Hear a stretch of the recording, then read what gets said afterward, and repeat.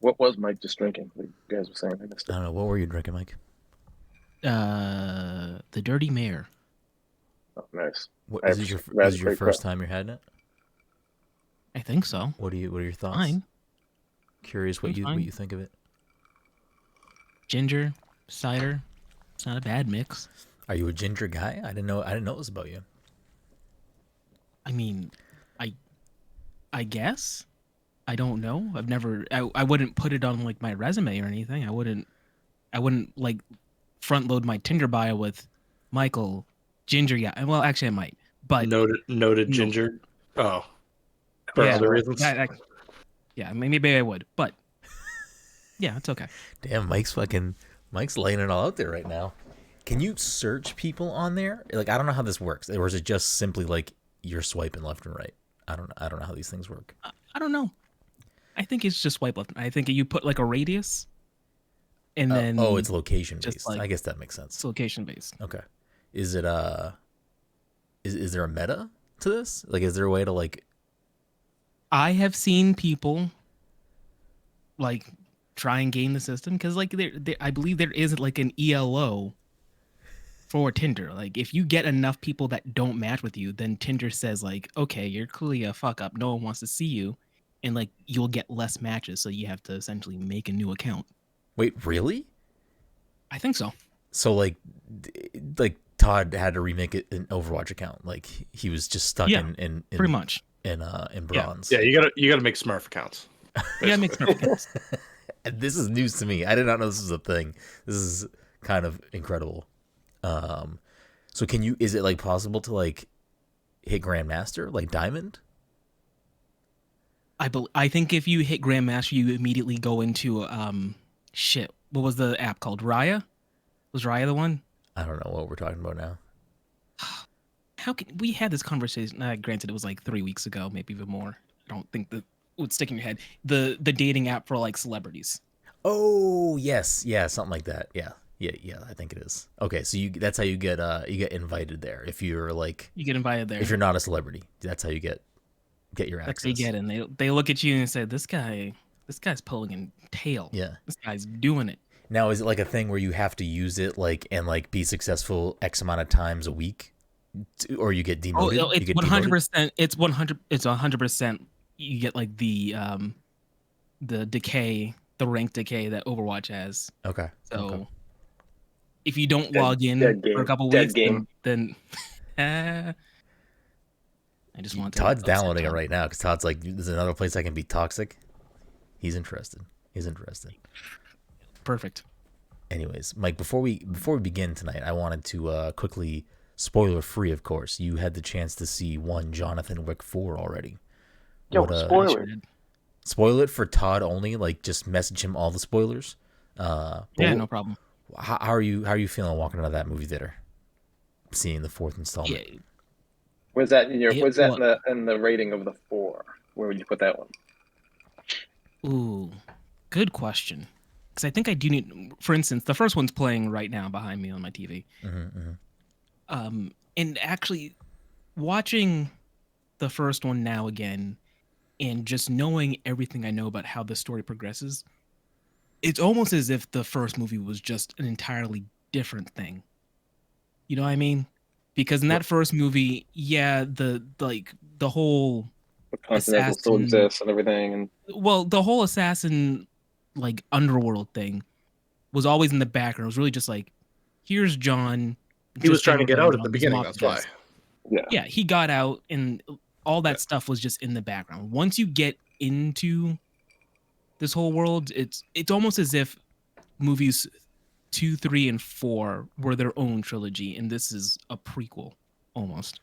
Well, you think it's a case of Uh, like when they were making the first film, they didn't know if it was gonna be oh yeah, one hundred successful, percent. and The first film was so simple. It's just a I still revenge think the story. first is my favorite, though. I mean, obviously, I haven't seen four yet. Just based off of the scene with Vigo and his son when he's like explaining to him like Playing the yeah, John Wick built the bodies he buried, built the foundation, and that whole scene. I don't even care about the action. Like when I was saw that in the theaters, I was like, fuck, man, the bad guys are scared of John Wick, man. What the fuck's going on? Like, what's gonna happen? It's like it was one of those things like you never really see that shit. Like the bad guys are like covering and petrified of what's coming, and it's so good. Yeah, it But is that whole really scene good. alone, like everyone sees the boogeyman. He's the one who you send to kill the boogeyman. Like that line, everything. That Yeah. whole scene is so good. Yeah, so it is a really good film. I don't know where I'd put it compared to the others just yet because I've never thought about it in that way. I had all these other thoughts going on. Um, What everyone other else kind of I've thoughts? seen that's, huh? What other kind of Other thoughts? kind Oh yeah, no, everyone else I've seen rate this like number one. Like, Yeah, this it's the is highest their rated out of all of them too, so so it is which is really good. crazy. I would have to compare. It's definitely okay. Number one, I mentioned this to at least Brendan. I think the movie is 2 hours and 45 minutes. It is a long film. Easy, digestible film. It's Yeah. John Wick. Yeah, Great. it is Yeah, John Wick, and I was not a case of me being, you know, upset by the length. It was more a case of because the day I watched it, there was a snowstorm, so the entire time, every X amount of time, I never looked at my watch. I was just like, I'm enjoying this. This has been going on for a while. I don't know where this is gonna go, but also, am I gonna be able to drive back home and all this? That was just the thing that kept how'd you get the taking me out tickets of for it. it? The You just snowstorm signed up was for your something? Baba Yaga. Yeah, Yeah, the snowstorm was my Baba Yaga. I sent Dom the link for the ticket, and I don't know. It Yeah, was it's a tough for me Tuesday, to so I do. wasn't. Yeah. Yeah. So, what was I gonna say? Oh yeah, like the fight scenes were top notch. They were amazing. Mm-hmm. Uh, there is a part where the movie legitimately turns into Hotline Miami. Like it's not a joke. It's just Hotline Miami. Okay. Um, and another thing, it's not fair to compare the films, but just seeing all those sets, it has everything going on in the background that was not present in Quantumania. They're not comparable movies, but it was just a case of I'm looking at them in these wide open places where I know they are at a place. You know what I mean? It's not, again, not a fair comparison. It's not something that is fair to compare it, but it just crossed my mind like, oh yeah, this is what like took me out of Quantumania.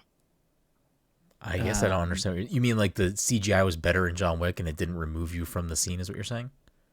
I'm saying if it was CGI, then I didn't see it was CGI. I didn't think it was CGI. I thought they just filmed it Oh, in you place. think that they were filming on location? Yeah. So like Gotcha. it just because by that nature it just looks so much better. Yeah. Um yo, let's bash some fucking Quantumania. Is that what we're gonna do? yeah, yeah. We're gonna bash Todd has that? not seen Yeah. that movie, so Todd cannot And bash a movie he hasn't seen. great characters all around. Donnie Yen was great. There was another character that I did not know was going to be in the movie that was really This cool. guy's good. Not Skarsgård. I mean, Skarsgård was there. He was fine. I wonder how I feel about him compared to, because he's comparable to, The dude I from the would, second one. yeah, the dude from the second one, and I guess the only one comparable to that role in the movies is the educator in the third one, right? Because I Yeah. think the educator was the only person. Oh, I Yeah, forgot about her. Yeah. I forgot about her too because nothing really happens with her. No, well, like in the end of three, like it's kind of like open ended. Anyways, I forgot. I forgot how three ends on like such a big. They all do, but like three was like a Yeah, huge cliffhanger. yeah, especially because Winston turns on him at the end of three, so Yeah. the educator becomes Spoilers. like a moot point. Sorry, guys. I was told not to spoil 4. 3 still on the table. I will fucking completely recite that plot. We don't need to do that. But we don't. We don't. No, You we sure? don't. I'm sure we don't need to do that. So John Wick All right. 4 was a good film, Mike. Highly recommend. Does it get Good the Mikey film. star of approval? Hey, listen. If you like John Wick's 1 through 3, obviously you have to go see 4. Like that's just like a rule.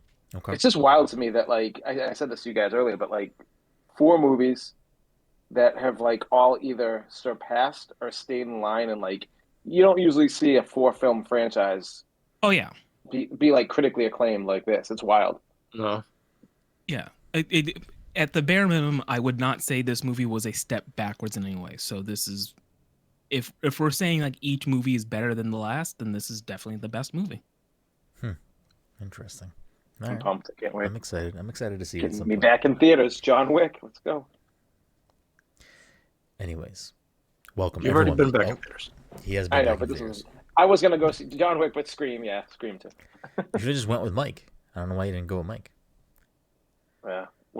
He went down a Tuesday though, whatever date snowed. Yeah, so I Okay, think what are he went you too Yeah. good for John Wick now? Anyways, welcome everyone to the Pass Control Podcast, a show where a couple of best friends talk about the latest in video games and nerd culture. Sometimes we have guests, sometimes we talk about John Wick too much. Either way, we have a new episode for you each and every week. As always, I am your host, Brenden Groom, and joining me on this lovely Saturday evening is the anime senpai himself, Mr. Michael Desir. Mike, how are you doing?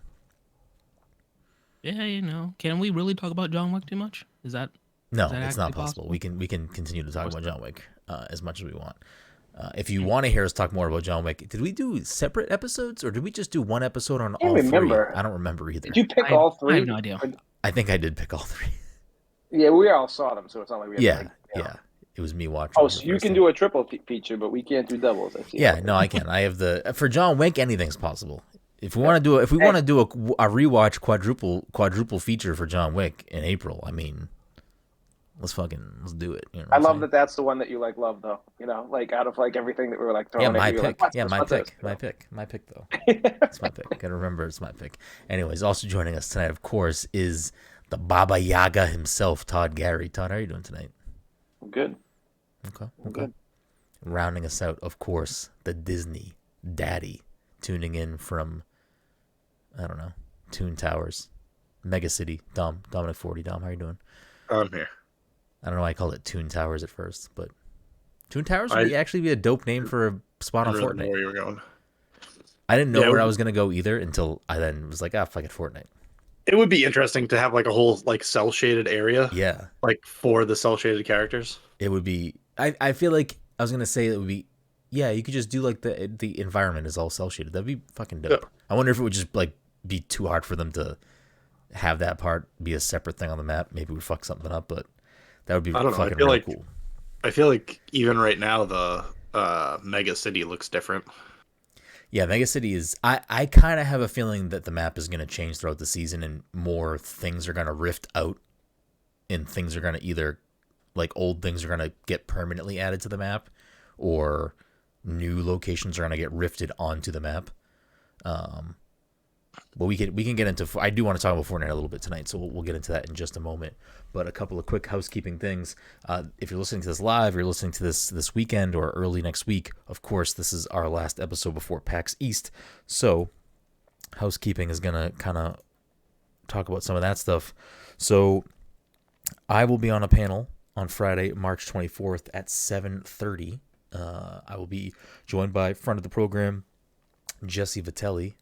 We'll be on a trivia team together trying to take the crown home, hosted by another friend of the show, Jacob McCourt. So if you're going to be at PAX Friday night, March 24th at 7:30, definitely head on over. I believe it is the Condor Theater. I don't actually remember off the top of my head. But 7:30, it's on the PAX schedule. If you want to do that, definitely check that out. But I did want to shout out some of our other friends of the program who are going to either be on panels or have panels. On Thursday, March 23rd at 7:30, this is a panel I'm very excited for. Friend of the show, Ken Shepard and Eric Van Allen, are hosting a video game Tinder panel where I believe Eric is the only person that knows all of the video game profiles that are going to be part of this, and then Ken and the rest of the panel are going to, debate if they'd swipe left or right based on this panel. So that's going to be a good time. So definitely Thursday night, check that out. Also on Friday at noon, Cam Hawkins and DJ Stormageddon Matt are going to be on a GameCube panel. So check that out. Obviously, also Friday night is the trivia panel I'm on. Saturday, there's a bunch of great panels from a bunch of our friends of the show. At 12:30, there are two different panels. Oh, no, I wrote that twice. Whoops. At 12:30, Jesse and Cam are on a video game vinyl panel at 12:30 on Saturday as well at 4:30. Eric and the rest of the Acts of the Blood God podcast are gonna have I don't know what they're actually covering on the show, but Eric's podcast, Acts of the Blood God, is a JRPG or just an RPG podcast. So they are going to be talking about something RPG related. I forget what it is. I do remember. I know what it is. I just don't remember in this exact moment what the panel is. So check that out at 4:30, and then at 6:00, Matt, Cam, and Alex Van Aken are going to be on a video game music panel. So there are tons of great panels to check out at PAX, but those ones are obviously myself and then a bunch of our friends of the show. So if you're going to be at PAX, definitely try to make it to some or all of those panels. And of course, this episode of the show is sponsored by our good friends at Goodnight Fatty. If you're in the Salem, Massachusetts area or the North Shore of Massachusetts on a Friday, Saturday, Sunday evening, want yourself something hot, something sweet, something tasty, something fresh out of the oven, you can head on down to 1 Washington Square and get yourself a delicious fatty. And if you're unaware of what a fatty is, check them out on Instagram at Goodnight Fatty and at Good Morning Chubby, and I promise you will not be disappointed. If you do head down, let them know Past Controller sent you. A couple of videos up on our YouTube channel, some Exo Primal gameplay. We'll talk about Exo Primal in a second, just a little bit.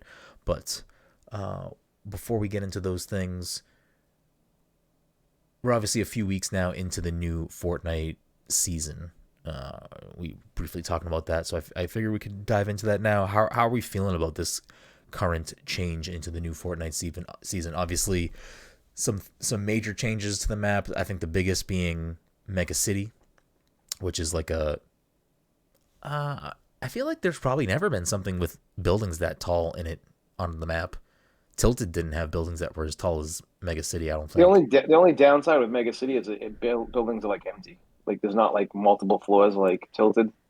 I hope they like are building on that a little bit, but yeah. I mean, it's still I drop at Mega City every time I drop. Like I haven't gone anywhere else. I'm kind of happy. It has far and away the most chests of any location that they've put. Oh yeah, 100%. Really? Like I'm like running around. It's like I think it's like 110 versus 50. Oh really? I did not know that. Yeah, it's something crazy. I mean, I'm not bummed that the buildings don't have a lot of floors you can go on, simply because then like it would just turn into everyone's at Mega City and everyone's just hiding in the buildings, and that I think it would just be like a camp fest. But like the rails, which I think are only in Mega City right now, I'm sure some of those might pop up elsewhere at some point. But they're on the outskirts of Mega City too, so like on that road that goes around it too. Okay. So that's a big addition to the season with the ability the to amount grind. of times I've killed myself already this season by trying to jump off the rails or on the rails is like. I mean, you did it to us last time we played together. You were the last one alive, and you were on the rails. And you just like, man. I will say this though: that sword, like if you're falling off somewhere, you can just do that charge and not like So like I don't even use the sword that much, but now I'm using it all the time. The last match I played, the island popped in, and I was like, I need to go up and get that. Like, there's a pulse rifle that spawns that's like wicked powerful. So I ran up there, grabbed the pulse rifle, and then just used the sword to get off the island because people were coming up. Yeah, I mean that's what I'll say. Like, even if you don't like to use the sword for like combat purposes, I think it's. I don't know. I don't know if I'd say it's better or worse as the hammer, but that's the same thing. Like I wouldn't necessarily always use the hammer to fight people, but the hammer was like humongous for being able to get in and out of places quickly and like get away from bad situations. And I feel like the sword. I think the only reason that I would say the sword is like not better, but you can direct your flight. I was better with the hammer. I'm not good with the sword. I like traversing with the hammer probably overall because that you could just go so far so quickly. Yeah, whereas it's definitely shorter. The sword is definitely like it's obviously good for traversal and quick traversal to like get in and out of bad situations, but I think it's also way easier to attack with it because you can sort of, obviously if you're up close you can swipe with it, but then you can dash into people, and I think that like is easier to kind of get some killing blows in as opposed to the hammer. It was, I think, very easy to dodge getting hit by that thing. So that's probably one of the bigger additions, as well as the sword. They didn't fully remove all of the old vehicles, but they definitely swapped in 2 new ones. So there's the new motorcycle, which I don't know if it has a name. I'm sure it has a name. I don't know what the name is. And then there is a new car, which I think is called the Nitro Drifter. So you can drift in that car. You can drift on the new motorcycle. The new motorcycle is interesting. I like it. Unless I'm so bad at driving with that thing. Like I feel like it turns very really? poorly, and I think feel it's like if you because had you the have dirt to use bike- the drift. Oh, I'm not having too many issues with it, but I do miss the dirt bike and just being able to do those like moves and Yeah, like yeah. chain together. The That's dirt. like doing the jump. Like I was hoping the bike would have a jump I because it know. does. It like adds up points. So I was like, oh, it's gonna have. I'm missing something here. Like, You what am can I still doing do wrong? tricks and stuff on it. It's just it doesn't have Yeah, a jump. It has a boost yeah, instead. yeah. It's not bad. It's just I do miss the dirt bike No, too. I haven't seen the dirt bike anywhere, so I don't know if they're still on the map anywhere. yeah. But obviously they removed. I can't even remember what was in the bottom right corner now. Last season on the map, I can't even remember what Mega City replaced. Desert, was it like the desert area? I don't even know. That's Was there a desert? I don't even fucking remember now. It's only been a few weeks and I can't remember. I don't know. I think it was a desert area. Okay, yeah, that makes sense. Maybe I don't know. I think the rest of the map is the same. Otherwise, though, all the other locations are still there. The Citadel's there. All the snow areas top right are there. The same farm is down in the bottom left. I think the rest of the map is relatively the same so far, which is why I think we're going to see things rift onto the map permanently throughout the season. Have they always given V-Bucks for challenges? Because I got like 400 V-Bucks last night when I was playing for just fucking doing a challenge, and I never remember anything like that. Maybe, I mean, there's V-Bucks in the Battle Pass. in the bat. Yeah, in the bat, I got it for doing like challenges, just like random challenges in the game. I got 400. I was like, is this new? Dom, have you seen that? I haven't seen that. I don't remember seeing V-Buck challenges. Yeah. Todd bought V-Bucks by accident. No, I definitely did. No, it popped up like when I was playing, like in a match. It was like the challenge thing came up. Yeah. I don't remember that. I mean, I played yesterday. That didn't happen to me. I don't know what. I mean, yeah, but you got to be good at the game. You got to like get some kills, and then that's what. Okay, all right. This guy over here. This guy's got fucking Got jokes. him. This guy's got fucking jokes. So yeah, I mean, I'm enjoying the season so far. I love when a new season starts because usually it just gives me a little reinvigorated reason to play a lot of Fortnite. So I'm enjoying it so far. I'm looking forward to seeing how the grappling thing that Eren Yeager is gonna come with. Mike, does that have a name? That thing? I think it's called the ODM. Okay. Or the 3D maneuver gear. One or the other. Actually, there might be like two different versions of it, but one of those things. Okay.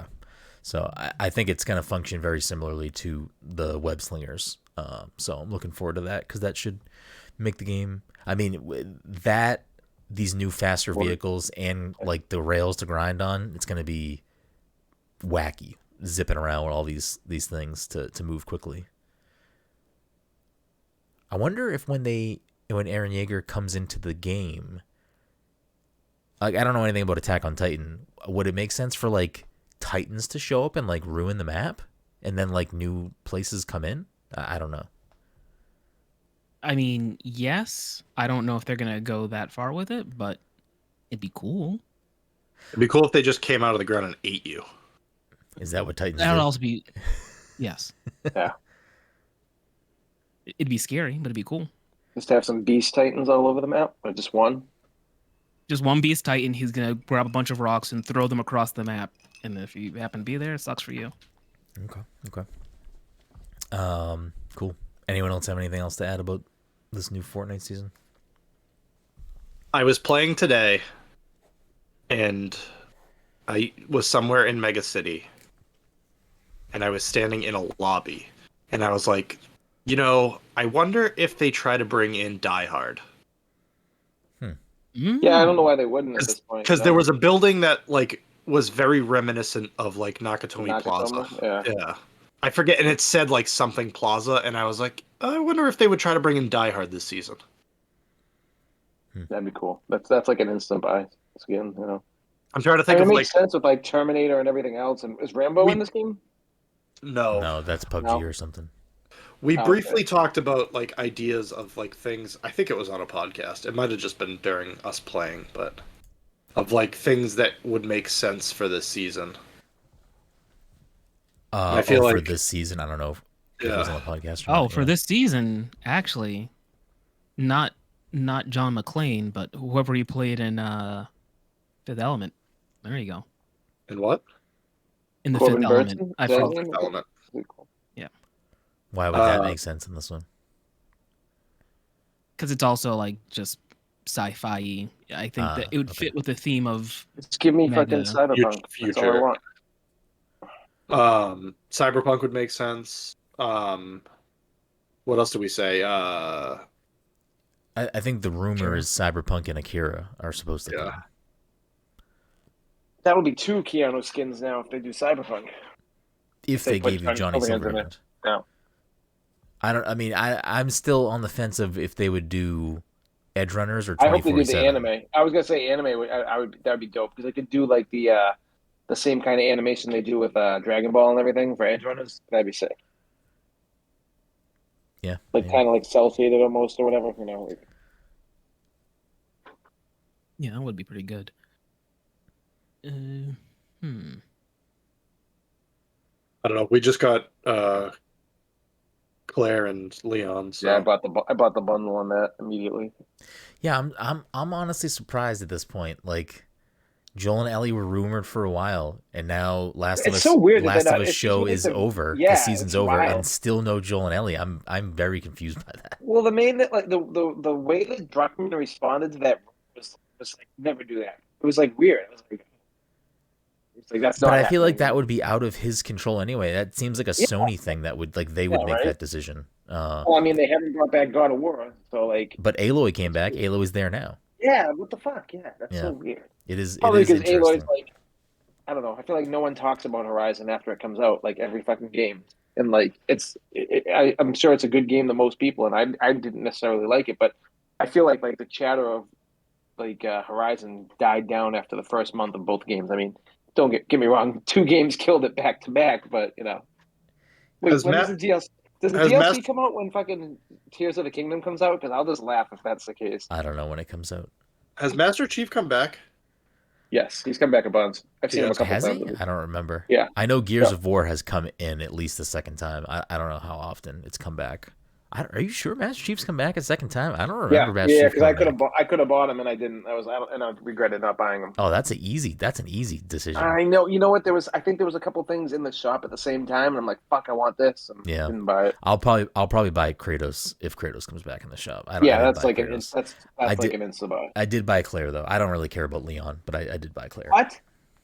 What? Bro, I don't. Leon's here's the reality. Here's the reality. Leon is not the king. First of all, Jill is the king. Well, I mean, like it's on the called male Kings side of Leon for a reason. Like it's not Chris, it's fucking Leon. Leon is like from the biggest, like the everyone's favorite Resident Evil game. Minus actually, wait, Leon's 2 too, isn't he? Right? Am I going? Leon is 2 as well. Yes. Yeah, he's in like the 2 biggest fucking Resident Evil games that like everyone loves the most. Bro. Fucking 2 and 4. Jill is the and 6. There's a reason why Jill was in Marvel vs. Capcom 2 and not fucking Leon. No, Jill's great. Like Jill and Claire. I also thought it was weird that we just got Claire and Leon in the shop and we didn't get Jill and Chris back. They'll probably bring. They might rotate Claire. Oh no, because Resident Evil 4 comes out this week, I think. It's Friday, yeah. Unless they're gonna rotate them. Bundle would come in. Maybe they'll bring the bundle back when the game comes out. Maybe they'll like keep Resident Evil for an extended period. Or maybe that game has. Maybe they'll do them Resident Evil 4 off topic has like eight or nine like hundreds, 10 out of 10s right now from like big name sites. People love Resident Evil 4. That game's can't fucking wait for that. Do gangbusters. But I mean, I bought the bundle when Jill and Chris were there, and I don't necessarily like care about Chris, and I never used the Chris skin. Yeah, so I was like, I'm not fucking. I don't care. I'm not buying fucking Leon. I'm not gonna use Leon. I'm gonna only use Claire. Leon's the goat. Leon's not the goat. Get out of here. What I hope is that when Street Fighter 6 comes out, we get more Street Fighter skins. Oh, fuck Street Fighter's becoming like one of the collabs that has the most skins in the game, which makes me happy. I mean, Marvel and DC still have them. Oh well, yeah, but aside from that, those don't count. They're aside from the ones that actually have the most skins in the game. Street Fighter has the most skins in the game. Yeah, but like, come on. Star Wars, the Disney property in DC don't count. Those are like those have been doing it forever. Besides the 3 that are the top 3. I mean, They've literally had seasons of the game where they have multiple skins from those things. I don't know what to tell you. But outside of that, like, I think we're probably capped out at like Dragon Ball has what? 8? 6? 4. No, it has more than 4, doesn't it? No, I think Actually, Dragon no, it's Ball- 6 now. Dragon Ball is It's 6 6 now. You're right. You're right. Naruto is only 4? Or did Naruto have more? Naruto should have 8. So Naruto has more than Dragon Say- Ball. That doesn't seem right. Is that true? We have because the first pack had we all- 4, and then we Mhm. only got 2 more, or we got 4 more. Which one are we talking about? Dragon right Ball. now? Dragon Ball started with 4, and then we got Piccolo and And Gohan. that was it. They didn't get 2 more. Yeah. That was it. And Naruto got two 4 Two packs. sets of 4s. Yep. What Team about- 7, and then they had Hinata, Gaara, Yes. Okay. Orochimaru, and Gaara. Yeah, when are we it's kinda getting wild Full to Metal me. Alchemist? When are we getting some? If they're doing Dragon Ball and all that other stuff, give me some Full Metal. Todd, you like Full Metal? What is happening? What is going on? What? We talked about this, and I watched Brotherhood. We did talk about Todd watching Full Metal On Alchemist. the podcast? Yeah, It definitely came up I guess, briefly maybe. I don't before, know. because I remember thinking to myself, "Oh, I should rewatch Full Metal." We definitely should all. We should do a fucking podcast rewatch. hell yeah. No more movie yeah. picks. Let's just do a season of Full Metal each month. Okay. Mike's on board. What are they? Are they half-hour episodes? Yeah, you Yeah. blow through that. You blow through Yeah, that that's a shit. piece of cake. Our I was episodes, gonna say, I yeah. think there's only Half-hour episodes. I have no. If anything's I think I almost stay away from hour-long episodes at this point of shows, unless it's like amazing. I'm hitting a wall right now. I don't know what to watch. Like, Dude, I actually know what I meant to tell you. What? To Oh, watch. you're all caught up on Andor? no. I don't know. I guess I No, need you something need to good to watch- watch. I haven't started to Mandalorian watch- yet either. I like don't. Just watch. The You first said you need season of- something good to watch? Yeah, is Mando You- good? I said Andor. Andor. No, I was enjoying Andor. I'll finish Andor. I just need to sit down and like bang it out. I watched like 4 I- episodes. I'll be honest, I've only watched the first episode of Mando so far. Oh, Mando. Was it I good haven't or watched no? it yet.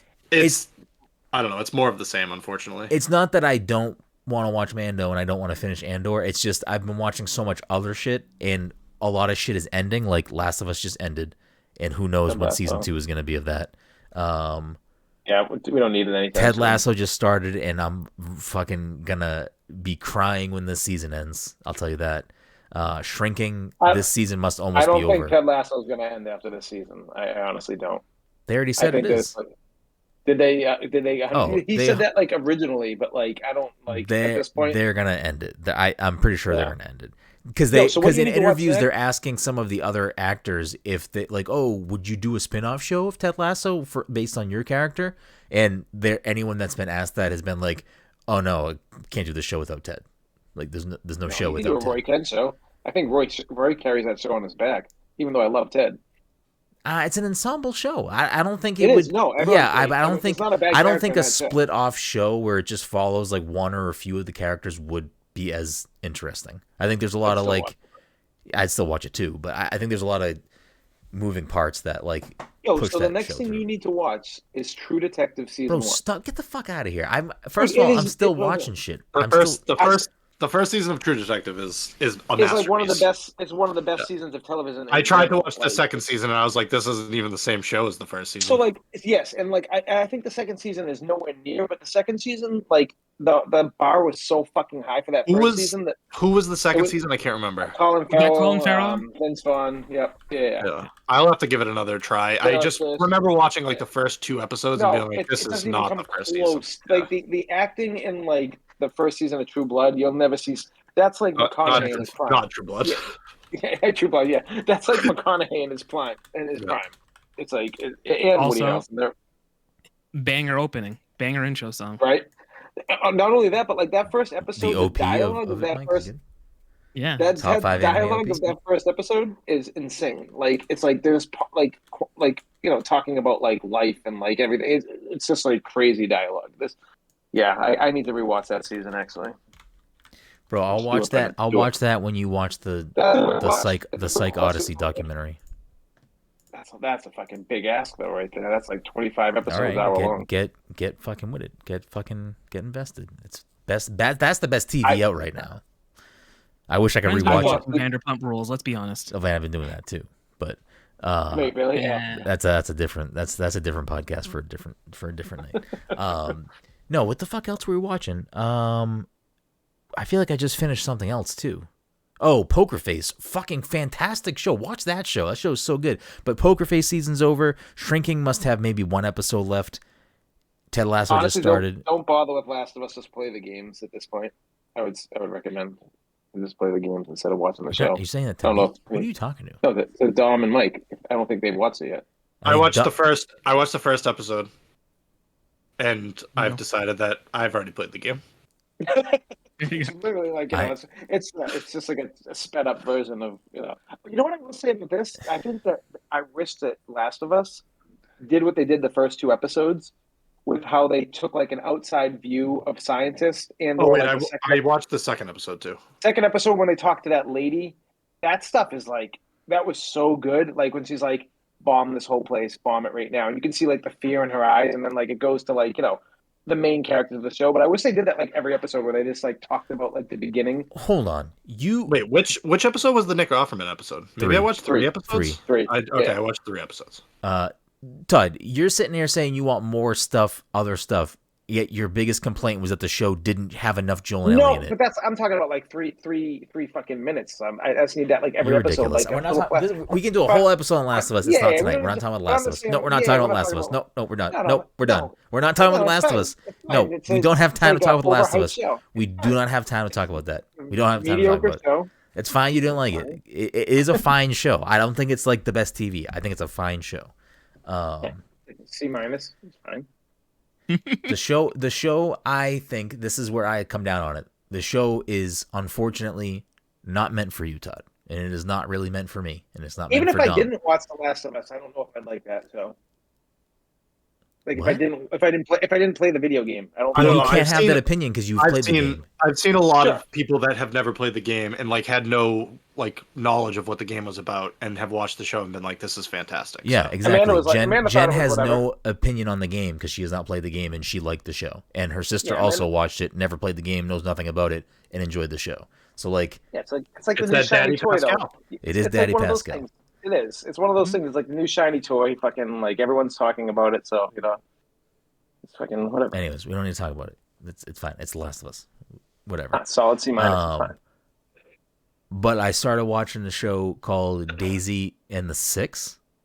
Oh yes. Daisy Jones and the Six. Daisy Jones and the Six. Yeah. Wait, have you watched this, Dom? No. Was it a book first? I think it was a book first. Yeah. Because I saw the show being advertised and I was like, I definitely know this title. Like, why do I know this title? Is that the show that has like a cover? What was the song that they play in the commercials? It had a cover of a very popular song. Now I can't remember what it is. If it's the one I'm thinking of, it doesn't matter. It's possible. It's. I think the first like maybe 2, maybe 3 episodes are like. I feel like Jen and I both kind of agreed on this. If you've watched literally any type of similar thing, like Almost Famous or like anything like that, it's like literally the cover of it looks like Almost Famous. Yeah, it's just like this is kind of just like the same. How'd you even know about it? The same. Jen wanted to watch it. The same shit you have seen before. But then I think it gets a little bit more interesting the further you get in. We haven't finished it yet, but I'll watch the rest of it. I was enjoying it enough. And here's the thing, like. I was trying to figure out because I was like, oh, I wonder if this is like based on a real band or something, and it's quote unquote not, but the author, or at least the person that wrote the book, I don't know if the person that wrote the book also wrote the show or was involved in the show or not, but it sounds like it definitely like takes inspiration from a lot of real bands, and a lot of people keep trying to pin it on like, oh, this is like really based on Fleetwood Mac in the making of the album Rumors. And it's not, according to the writer, but also it's partly inspired by her experience growing up and watching Fleetwood Mac.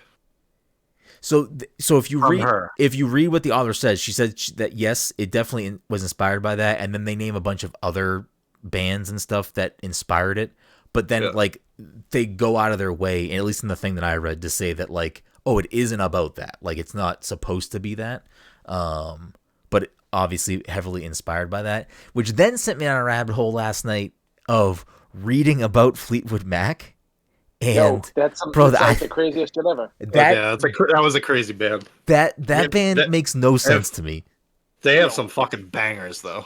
Did you ever see the performance of what's her name singing to Lindsey Buckingham? This is like years after they broke up, and she wrote the song basically about him, and they were both so into it. Fuck, I'm blanking. It's not on the album. It was like a B-side song that became a big song later in their career. Fuck, what's the name of the song? I'll look it up right now. I'll figure it out. Fan. Yeah, no, but I mean, Rumors is like in my top probably 5 albums of all time. You're basic, Todd. We get it. You're basic. Nah, man, that album is fucking. Like, okay, you watched Guardians of the Galaxy, Todd. We get it. Wait, that wasn't in Guardians, was it? Chains. The Chain was. Oh, see, that's the only song I don't like on that album. Bro, you're such a fake fan. You don't even. He's trying to pretend now. Like, I don't even like that song. That's a pop song. I gotta find the song. But here's what, this is what I don't understand about that band. It was trying to make the Wikipedia page for that band. I think makes it even more fucking confusing because it's like the people that started the band, then quickly left the band, and it's like all different people, and it's like it's been like 15 different fucking people at some point. I don't know. It's so fucking confusing to read the history of that band. Yeah, I think it was Silver Springs too. That was the song that kept popping in my head. That was the song that kept popping in my head. Yeah, it's on the album. It's on Rumors. Yeah, that's a banger. I don't know if you like Fleetwood Mac that much, you should probably watch the show. I'll say that. I mean, but the thing behind that song is fucking crazy. This guy right now, this fucking guy, over here getting on his knees, ready for Fleetwood Mac to fucking. The show is like very inspired by that. I've never heard of anyone in this cast either, like ever. So you need to have well-known actors to fucking watch it. I just don't know. No, but I mean, like, no, I mean. If it doesn't have Iron Man in it, Todd, you're not going to the cinema? Yo, Marvel is the worst excuse you can make for me. I'm just confused. You need to know the actors to see it. The Todd that I used to know would champion unknown actors. Now he's like, where's fucking Colin Farrell? There's no Oscar actors in here. What's going on here? I have a laundry list of TV shows, and that is nowhere in my sites whatsoever. If you like Fleetwood Mac that much, I think you'd enjoy it. Because I don't even think Jen really cares about Fleetwood Mac, and I don't really have that big of an opinion on Fleetwood Mac, and I'm enjoying the show. I think because I like Fleetwood Mac way more than the Beatles. I put them like fucking top tier, old school. Jen, Todd just said Fleetwood Mac is better than the Beatles. Yeah, I mean, especially after you know that Paul. Oh. What'd you say? Did you agree? That's fine. Just shut the fuck up. Shut up. Huh? Todd Gary, excommunicado. Oh, she said that's fine. She didn't realize you were a 65-year-old woman. I don't know what that insult's supposed to mean, but but I mean, after you find out about John Lennon, how much of a dirtbag he is, it's kind of hard to like the Beatles as much. Who? Lennon was a weirdo. He's a dirtbag. He's like a huge dirtbag. John Lennon? Yeah. Oh, look into some of the stuff. He's not if you I don't want to go down that hole now. He was a great husband though. Yeah, right. Great husband. Terrible dad. Yeah, I'm sure all the people in Fleetwood Mac, Todd, were fucking shining examples of people. They were just blowing. They loved each other. They just loved each other. They stayed together. They were so. See, Fleetwood Mac is genius because most of these bands broke up. They're like, I can't play with you. Fuck you. These guys are like, we're making money. We're gonna fucking stay together till ever. And they fucking did. We're making even better music because we hate each other.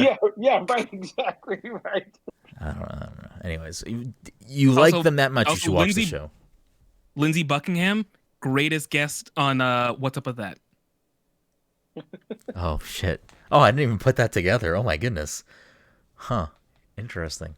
Yeah, I don't know. Show's good. It's on Amazon Prime, I think. So, I don't know. I'm enjoying it. I think it's interesting. Have you ever seen the other one they compared to? The movie we were talking about before? Almost Famous? Yeah, yes, I've seen Almost Famous. Oh, okay, I was gonna say you probably. Todd, I don't know if you know this, but I watch a lot of movies. I don't know if you know this. I figured that's a big Jen movie, Almost Famous. So I figured she'd probably love that movie. Yeah, she does. Yeah. I could probably guess Jen's top 5 movies right now. Almost Famous, Vanilla Sky. Eternal I thought she Sunshine hated Tom of Cruise though. Eternal Sunshine of the Spotless Mind. Is Empire Records in the mix? Big Fish. Is Empire Records in the mix? No. If it's not in the top 5, that's probably in the top 10. Okay. Jen, how close am I to your top 5 movies? Big Fish, Vanilla Sky, Eternal Sunshine, Almost Famous. Yeah, I can't think of a fifth. What is it? Great radio. Is that wrong? Yeah, this is great radio. Yeah, I don't do Big Fish, man. That movie. You listen to us live. Yeah, if you're not at the live show, I guess you missed out on some of these bits. Anyways, watch that show if you like Fleetwood Mac, I guess, or music shows. As long as you think Fleetwood Mac is better than the Beatles, then you'll enjoy the show. I don't or you won't enjoy the show because Todd's not going to watch it. Wait, Dom, do you like Fleetwood Mac better than the Beatles? Do I like Fleetwood Mac better than the Beatles? No. I do not. Dom has taste. I have another hot take. I think the Trevor and Wilburys are better than the Beatles. What did you just say? The Trevor and Wilburys? I do love the traveling Wilburys. I do love the traveling Wilburys. I can't. I don't know if I can say that. Every classic person from that time, from it has like Beatles in it. Like it's Bob Dylan. It's fucking Tom Petty. It's Roy Orbison. It's got fucking like everyone. Listen, well then I like Wings better than the Beatles. I don't actually like Wings better than Beatles. I'm not gonna front, you guys. I mean, listen, the Beatles knew Fleetwood Mac was hot because, according to the Wikipedia page, the Beatles wanted to sign Fleetwood Mac to Apple Records, and Fleetwood Mac's manager decided to go with whoever they went with. That would have been interesting. I said this to Jen last night because I was, again, doing a lot of reading on Fleetwood Mac. So it's funny that Lindsey Buckingham and Stevie Nicks were together because I knew the name Stevie Nicks, but you thought Stevie Nicks was the guy, and you thought Lindsey Buckingham was the girl. No, I didn't. Makes sense. Sort of. I knew the name Stevie Nicks, and I knew that Stevie Nicks was a musician. And the way that I've heard people talk about Stevie Nicks in conversations, for some reason, I just always thought it was a guy. And then I didn't know who Lindsey Buckingham was until I was reading about this. And then I was like, oh, it's funny that I thought that Stevie Nicks was a guy. You haven't heard her referred to as the White Witch? No. Have you watched American Horror Story at all? No. No.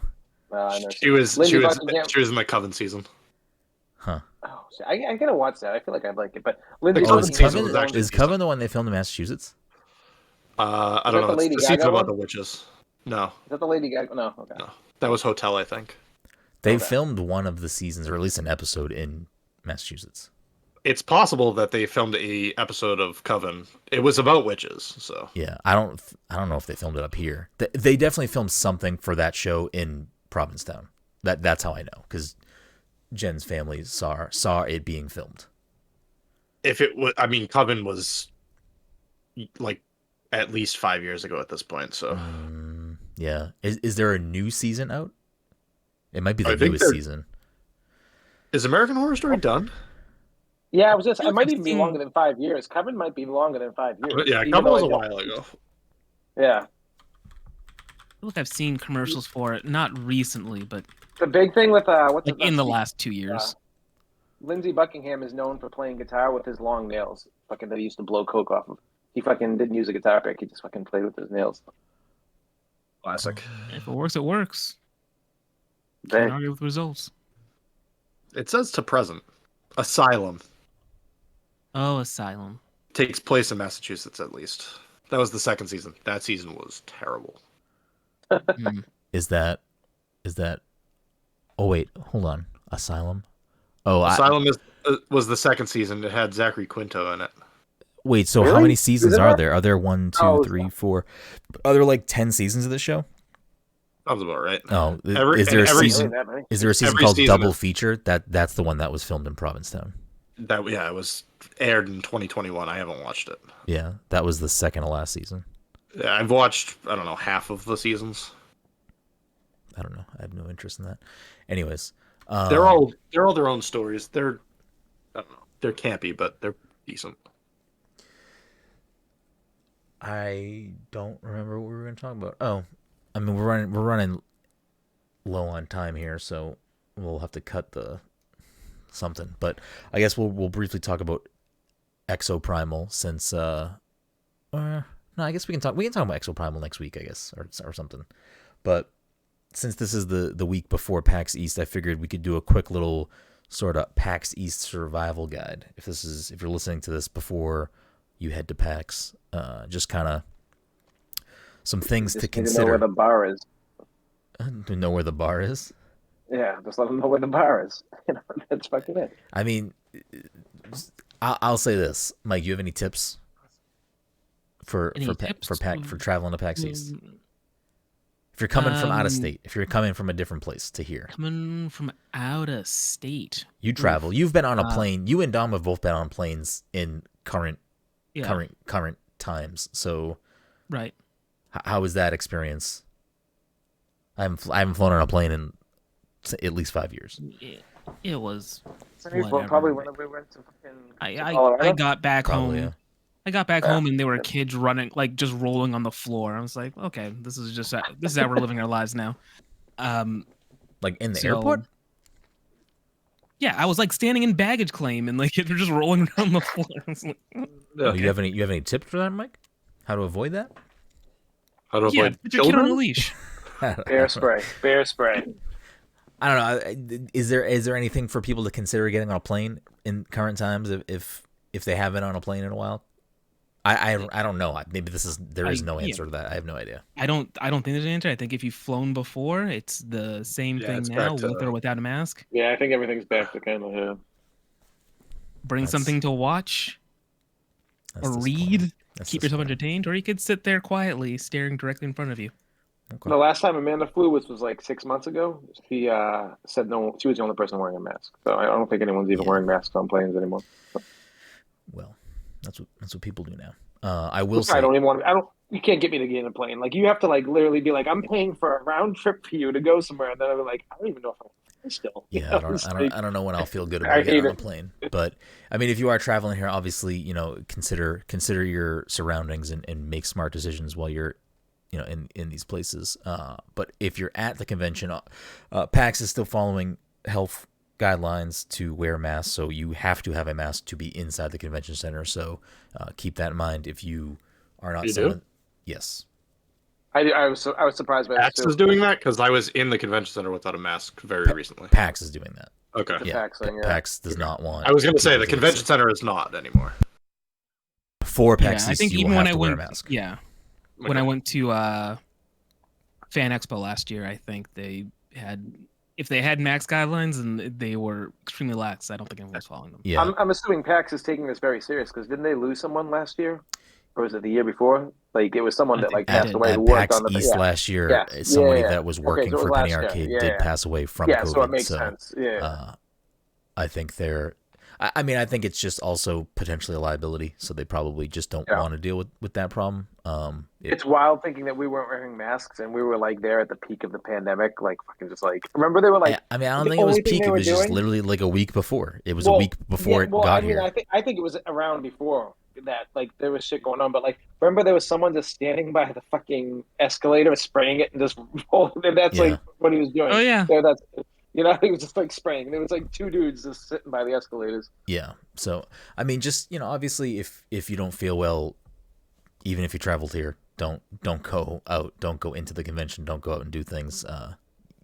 You will spread it if you choose to make those poor decisions.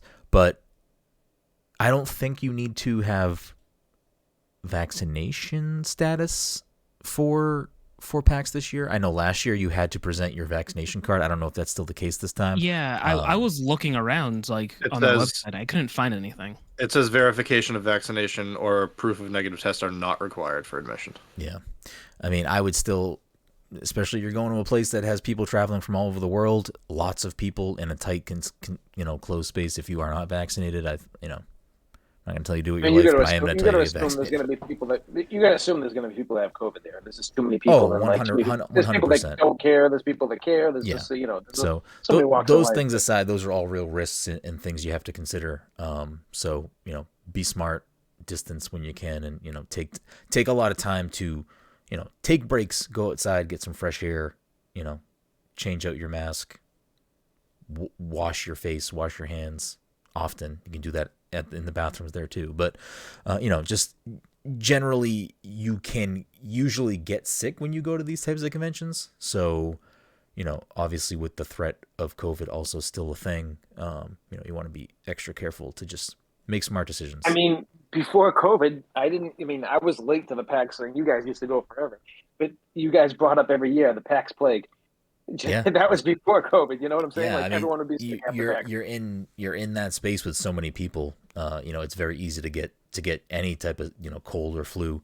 But the PAX plague is just you're in tight quarters with a lot of people breathing everyone's air from around the country, around the world. Yeah, exactly. Playing video games, you're touching things, you're putting on headphones, you're putting on VR headsets, you're doing all of these things. Your ears, your eyes, your mouth, your nose are all gonna absorb germs. So, just make smart choices in those types of situations. I will say, Todd brought up the bar. I mean, there are places to eat and drink inside the convention center. My suggestion would always be to not do that, just because the food and drink inside is going to be way more expensive and in most cases really not that great. And there's plenty of great places in that area to go eat, especially now. That area of South Boston, the Seaport district, has exponentially grown over the last 5 to 6 years, and there are plenty of quick food options like Shake Shack, and for fast food though, I don't know if there's any fast food down there. There might not be,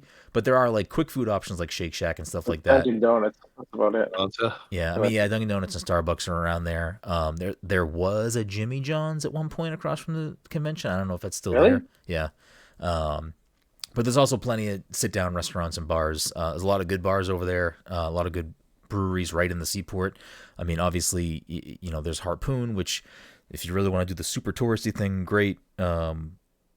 Trillium is there, which is, I'm not going to recommend going to Trillium, but yeah, sure, it is a brewery that people do like. I'm waiting for you to say that now. I mean, listen, Todd and I are beer snobs. Trillium is fucking garbage, Most but people would like it. Yeah, a lot of people will enjoy it. It's an experience and it's a nice space. I've never had the food there. I'm sure the food's fine. But Lord Hobo, I forgot it's a restaurant. So, Lord Hobo also has a Seaport location now, which I haven't been to yet. But I'd rather go to Lord Hobo. Yeah, I would. I've been recommending anyone that asks me where to go to Lord Hobo. Yeah. It's a really nice location in the Seaport. They have good beer. They have good food. So that's a great spot to go to. I mean, there's a King's there if you want to look for an activity to do, like bowling and stuff like that. But I mean, you're not far. You're a short walk to things like the North End and the Boston Common and Faneuil Hall and Quincy Market. So there are things that are relatively close. And if you don't want to walk, you can take a quick Uber or public transportation to get to those things. So there's a lot of great food and drink to be had if you just go a little bit outside the convention center. That would be my recommendation. And then, of course, I mean, literally connected to the convention center is the Westin Hotel, which has a usually very crowded bar. But if you want a close beverage, that would be my suggestion. It's a great spot to network, too, because a lot of people who are at PAX are hanging out there. I think O'Connor's is also there. Have we ever? I've never eaten in there or gone in there. I've eaten there for something, but I don't remember what. MJ O'Connor's. It's like the restaurant that's in the lobby. Yeah. Oh yeah, I feel like I have been in there. The other thing, actually, this is worth mentioning. In years past, they've done some food trucks out front, which I think will probably be there again this year. But also on the left side of the convention is an area called the Lawn on D, because it's on D Street. And they usually have a bunch of outdoor seating. There's a whole bunch of, if you want to sit on the ground in the grass, there's plenty of that too. But usually there's just a ton of food trucks there as well. So there are a lot of options to eat outside of being inside the convention center itself. I would urge you to take a break from the convention. I promise you will not. MJ O'Connor's, looking that up right now. That's where I used to go before I knew about the hotel bars and everything. Because MJ O'Connor's is attached to that, right? Yeah, it's inside. In the Western. Yeah, okay, yeah. Atop of the things that I said at the beginning of the show, there's obviously tons of panels going on as well as the show floor. I mean, if you are planning on going to the show and you haven't made a plan, I would recommend taking a look at the schedule on the PAX website. There's also a PAX app you can download on your phone that'll give you access to the schedule, the floor plan, the panels, all these things. I would take some time before the show to look at those things and maybe make a short list of things you want to check out, because especially if you've never been to PAX before, you go downstairs, you go on the show floor, it can definitely be overwhelming if you've not been to a show like this before. There are a lot of people, there are a lot of things to do and a lot of things to see, and the lines can get very hectic, especially for things that are very popular. So like, if there's a specific thing you want to see, maybe, try to do that first early in the day to get those things, done. That way, you free up some time later on in the day. Because especially as it gets closer to the weekend, Thursday is usually the lightest day because it's still, in the week. But Friday, Saturday are for sure the busiest days of the week. Sunday can be busy too, but it's the last day of the show. It's end of the week. Well, technically beginning of the week, but you know what I mean. End of the weekend. So, plan accordingly. Try to make a light plan for yourself, to help you kind of navigate things. Because if there's a specific game you want to see and the time you were like, oh, you know what, I got no panels I want to see right now or no things I want to do, whatever, I'll plan on maybe going to this game then, but you go to it and the line's, ridiculous. Then you can kind of work around the other stuff you wanted to do and then maybe go back to that on a different day or later in the day or something. Because trust me, go ahead. Yo, do you know what's because at this point I don't even know who's gonna be there. And I feel like we always used to know big things that were gonna be there. Do we even know whether it's Sony, Nintendo, do we know who's gonna be there this year? Or, Nintendo what's will going be on there. there? Sony will not. Yeah. I mean, okay. so Sony's Sony gave up on everything. Yeah, I mean, yes, you can go on the website and look at the floor plan and see who's there. We also have media access. So we've been getting emails about setting up appointments. So we know a lot of the things that are there. So I mean, we know specifics that are there.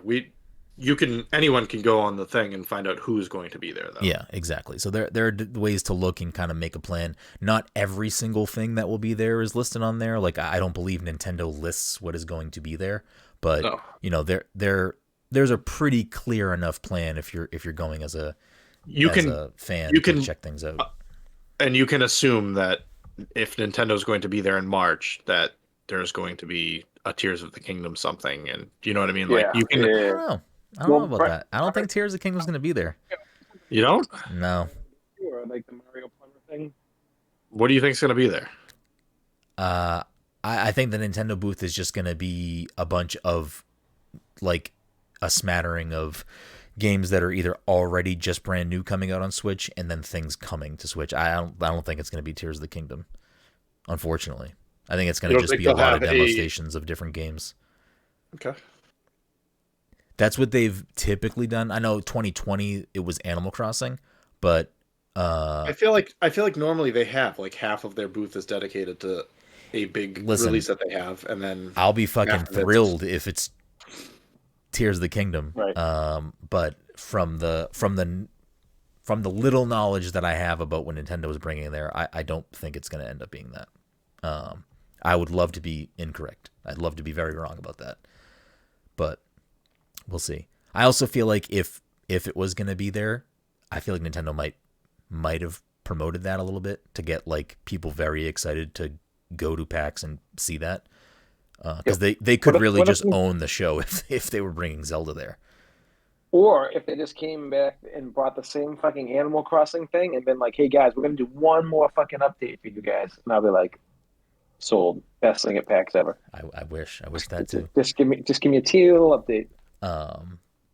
There's also a whole section of PAX that is different vendors and stuff. There's a lot of you want to look for hard to find games, amiibo, shirts, all this type of stuff. There's plenty of stuff to buy there. I would recommend, especially if you're traveling, to contact your bank and let them know you're going to a convention. Because honestly, even if you're not traveling, because a lot of the vendors that are there, both for food and for if you're buying merchandise, wherever they're traveling from, if you purchase something, is usually going to be linked to oh, this company's from New York, so I'm swiping my card and it's saying I made a purchase in New York. So if you're making a bunch of purchases there, they're going to be pinging different states, so your bank might flag that as like, oh, someone stole your credit card information, because that has happened to people I know. It has happened to, I don't know if it happened to me, but I feel like it happened to you, Mike, at Anime Boston one year. I feel like it happened to one of us. If it didn't happen to you, it must have happened to me. I lost my debit card. I know. Well, that's a whole different thing. Todd just straight up lost his debit card. And I still never found it. I have no idea where it went. Yeah, that shit's fucking in the ether now. I know it does ring up on my phone occasionally as different locations. I can't remember if I ever got a notification from my bank saying, "Hey, is this on the up and up? Were you really buying fucking weeboo shit from some place in California right now?" It's like, yeah, that's me. It's like, oh, you fucking nerd. Okay, and then Mike's bank called him. Listen, 5 minutes ago it said that you just purchased Attila the Bun in Boston, but now it's saying you bought a hat that says "Weeb Trash" from California. Or where are you right now? I'm in fucking spending my time blowing money to make myself feel better. That's where I am. But no, these were all above board purchases. Okay, thank you. I will say too, if you're like me and you need coffee and lots of it, there are a million Dunkin' Donuts in Massachusetts and Boston. I don't drink that stuff. There are plenty of people that do. So if Dunkin' Donuts is your jam, there are probably 5 within walking distance outside of the convention. There's also a Starbucks in the Westin lobby. There is a Starbucks in the Seaport Hotel across the street from the convention. And there are Wake up at 6 a.m. to get to the Starbucks in the Seaport Hotel, though, because that line is a fucking bitch. The Seaport one, actually, little inside tip. The Seaport one is usually not that busy. It's the Westin one that has a crazy. Yeah. The Westin lobby has a very long line because it's right there. Yeah. But there are also a lot of great coffee shops very close to the convention, and if you were to dip a little bit into Boston proper. So if you wanted to try something that was not a chain, there are options. I think, I don't know. Pack smart, make a packing list before you pack and travel here. Even if you're not traveling, like we're driving in, like I make a list of the things I need to make sure I have, like, phone charger.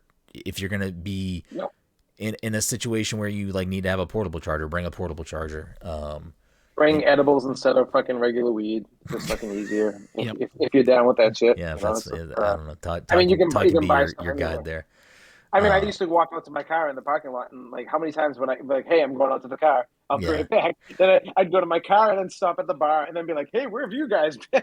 It's like, Todd will routinely be like, "Yeah, I'm gonna go out and smoke," and then we had no idea. We were completely clueless. I never. I know. I'm not saying that you're clueless. I couldn't find you afterwards though, because I would be gone for like 2 hours. Then back, and be like, "Hey, where are you guys?" I wonder why you couldn't find us. Yeah. Right. It was probably the Blintons at the fucking Westin bar. Todd got lost in the Cabbage Patch. If you are, Todd bringing up a good point though. If you are driving in, or if you're driving to the convention, there are a lot of different lots in that area to park in that vary in price. There is a lot at the convention center, but that fills up obviously the quickest. So if you are trying to park there, that's not the one I would recommend, but I don't want to give away where we park, so I'm not going to. I parked in the parking garage. I parked in the parking garage across the street, and that was like not good. Like I was not happy with that one.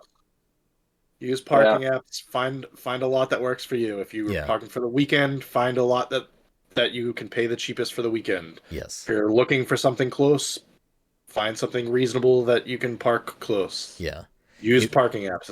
It's your best friend in that case. And if you are specifically trying to park at the convention, you need to get there early because that will fill up right away. I don't know what time the lot opens. The convention opens at 10. The show floor opens at 10 every day, but I believe they start letting people in, I think at 9, and they queue you inside. So, obviously if you're trying to get there for the beginning of the day, it's going to be busy. There are going to be lines. So the earlier you get there, the quicker you will get inside. So you at least don't have to wait outside. The lot that's connected to PAX, the one that's like in the back of it, I usually got there at like 8:39, and it was filling up pretty quickly then. But I feel like any later than like 9:30, 10, you're not getting a spot back there. Also, so I downloaded the PAX app just to kind of see how it was set up. Because in years past, I would I was using a different app to kind of track stuff, and for featured exhibitors, click on Nintendo, and it says Nintendo versus arcade. So I don't know what that means, but that seems like that's what their booth is. So I don't know if it's gonna be like, maybe it'll be like a bunch of like Mario Kart and Smash and like Splatoon setups and stuff. I'm not sure. Imagine you That'd get be there, cool. it's just straight up arms. That's all it is. What if they reveal arms too there? Right. But what was I saying? I forget what I was saying. We were talking about parking, and then you were looking at the app, and then yeah, I don't know. We were given tips. we were given tips. I would Just just plan accordingly. The better you plan, the more fun you will have the weekend, in my opinion. Unless you're just really just going in and walking around and that's what you're trying to do, great. That's, do your thing.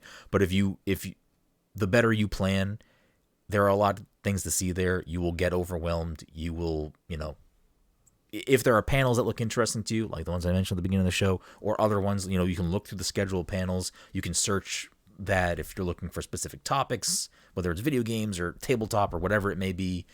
You can find things that are interesting to you. I would recommend checking out panels, even if you think that's not your jam. There are definitely ones that Mike has taken me to the past where I'm like, I don't know if I have an interest in this, and I'm walking out like, that was hilarious, like, or that was entertaining or whatever. Like, there are, you can miss too. We've been to panels that we've walked out of, and you can leave if you don't want to stay in a panel. You don't need to.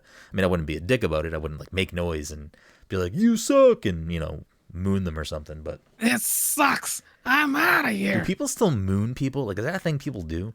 Did I just No age way. myself? No way. Yeah, there's no way at this point. Yeah, there's definitely no way. Yeah, I feel like at this point that's sexual assault. I don't think they'll. Yeah, 100%, 100%. Yeah, it doesn't happen anymore. Especially if you let little balls dingle in there.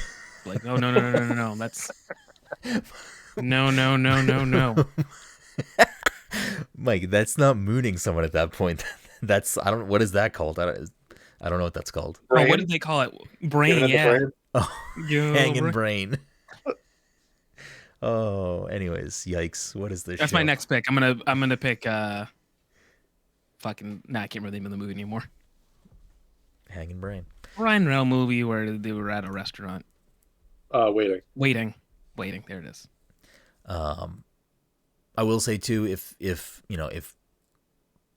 parties are something you're looking to do, there are always, usually a couple different at the bare minimum options for, this company has a thing over here, or this is doing this, or a community meetup for whatever. We have had one in the past. Those things exist and they're out there. So if you're, looking to connect with a specific community that you're a part of, there might be a meetup or, after party catered to those things. So there are ways to look. I know there's a Facebook group for PAX East. I know there's the Penny Arcade forums, which is usually very helpful for a lot of questions or a lot of, networking or meetups you're looking to have. And the last thing I guess I'll say is there are a lot of cosplayers at PAX East. And cosplay is not consent. So if you do like someone's costume or you want to take a picture with someone or of someone, don't just do that. Just ask first. And most of the time, I don't think I have ever seen someone like ask to take a picture of someone's cosplay and that person to say no. So just be a nice person, respect people's boundaries. They might be on the way somewhere or. Yeah, they could be on the way. They're in a rush. Like they might be trying to eat. They might be trying to decompress because, again, a lot of these people spend a lot of time making these elaborate costumes, and some of these people are in these things all day, and that's a lot of work in itself. So just respect people's boundaries. Enjoy the cosplay. Don't be a dick. I don't know. Anything else? Anything else PAX wise? If you see something at the convention that you would like to purchase, that does not mean that it'll be there on Saturday or Sunday. If you see it on Friday. That is true. I will tell you, you should probably buy it the first day that you see it if you enjoy it and want to purchase it. I can tell you that there are generally some sort of sales on Sunday. but that does not always mean that the thing that you wanted will be there on Sunday. Yeah, and it's also not guaranteed that X booth or exhibitor is gonna have a sale, but exactly. there are plenty of times where things they don't want to pack things up, they want to get rid of them. So I mean last year there was something I was gonna buy and I was like debating it all weekend. And it's not saying like make snap decisions and spend all your money, but if there's something you really love. But if there's something you intend to pick up the next day, then that does not mean that it will be there the next day. Last year there was a vinyl for Crypt of the Necrodancer, and I debated it all weekend. And then on Sunday I was like, fuck it, I'll buy this vinyl. Oh no, that shit sold out on like Friday afternoon. So I forgot about that game too. Man, you make me want to go play that right now. I can't say anything. I don't know if I can say anything, so I'm not gonna say anything. I'll bring up Crypt of the Necrodancer after the podcast. Yeah. But yeah, there's a lot of cool stuff, a lot of great indies. PAX is a very indie forward show too. There's a lot of indie areas. I recommend if you have time and you're curious to dip into those sections, go walk through the indie mega booth, indie arcade, however it's segmented this year and broken up, and try things that look interesting, or if you're with friends and they're playing something, then hang around and watch, or if it's multiplayer, jump in, because there are plenty of times where we go in with a plan and we have appointments and we there are things we're going to see, and then there are just gems that we find on the show floor that otherwise, if we weren't adventuring and exploring and kind of digging in, we would have missed. I was just gonna say, you guys are like the veterans. I'm like the newbie, even though I did a couple years, but like all the best stuff I ever did was like the indie stuff where we waited, we didn't wait that long and we played fucking some really cool games that I probably would have never known about. Yeah. And the indie stuff is like, because all the big budget games are like, you're gonna probably fucking buy them, or like do you want to wait in line for an hour and a half to fucking play for 5 minutes? I think we did that for Battlefield, like whatever it was when like the last Xbox. Like there was one me, you, and a bunch of us. Like we all waited to play. It was. I don't know if Mike. I have a picture. Mike actually probably did play. It was us and a few Mike other there, people. Yeah. We waited. It was Battlefield Hardline, I think. It was Hardline. Yeah. We had no idea what we were like. We didn't know the controls. We're just fucking like, oh, cool, let's play. I'm trying to think what the longest line I've ever waited for at PAX was for. I think that it's probably for the VR. Didn't you guys? You guys didn't maybe wait during that, but I would assume that was when VR was a thing like 4 or 5 years ago. I feel like PSVR or something else. Just I think it was Oculus. So before it was Oculus, but it was. I feel like no, it was Mike Oculus. and I definitely waited for an Oculus thing a long time ago. You did it on a Sunday though. You did it on a. I remember you guys did it on a Sunday where it you was like that spaceship game, Mike. Oh yeah, that was a long time ago. It was a long time ago. That was a while ago. Yeah. I mean, there are definitely going to be things that are going to have longer lines. I'm trying to think what the longest line I waited in for though. It might have been for Splatoon 1. Because that was before we were getting like media stuff, so it was just us going with like regular purchased badges and. Oh, that's why I'm at the bar all the time. I have zero tolerance for waiting in lines. That's why I don't think I'd fare well at Disney World. So like, I think I'm just like, yeah, all right. Well, you guys wait. I'm gonna fucking go. I know. Isn't Disney pay to win now, Dom? Can't you just pay to skip any line you want, or no? You can pay to. Sort of. Yeah. Like fast pass and shit. You can not pay and like not get on any rides. Right. Yeah. That's essentially where it's at now. Okay. Yeah. I would just make a plan, look for things that are interesting, and I dive into indies. There's a lot of great indies there. I mean, we get referred to a lot of things on the show from like people that we know that work in the industry, or just friends that are there, or whoever it may be. Like I've gotten referred to a lot of cool things. Like there was that one year that Kirk was like, "Oh, you guys should go check out Spin Rhythm," and like we never would have saw that game. It was tucked in the corner like by the bathroom, and that shit was fucking dope. Do you remember that game? Yo, what about like the DJ rhythm game, Mike? Yeah, I remember that. I think it actually just left early access on Steam. I should pick it up. What'd you say, Todd?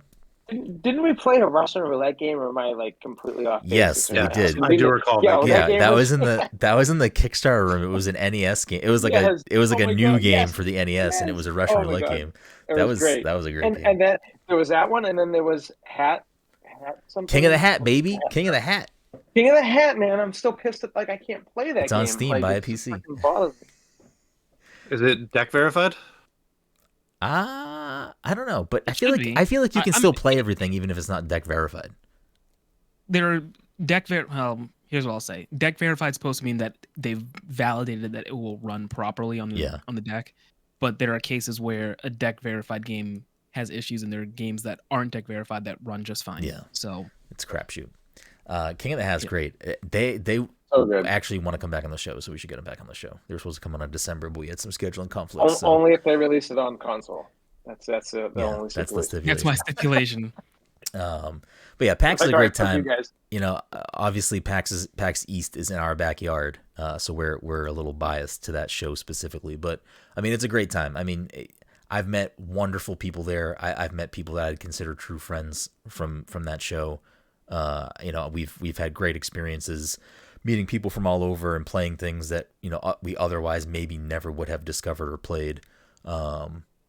It's a great time. I look forward to PAX every year. So I don't know if you're going to the show and you have other questions or concerns. There are outlets. Like I said, the Penny Arcade forums are very useful if you are looking for specific questions answered. You know, there are Facebook groups for these things for a variety of different topics, and you know, I don't know, tweet at us and we can answer questions if we have that answer. But that'll do it for our little mini PAX East 2023 survival guide. Oh, this is what I was going to say before. I would always recommend you go to the North End and go to Bova's Bakery specifically if you wanted to Isn't both of these nuts joke? It's closed right now, isn't it? So that's Dom's on top of what I'm getting at. No, it's not a both of these nuts joke, but that is a great joke to use with that because this is a real establishment.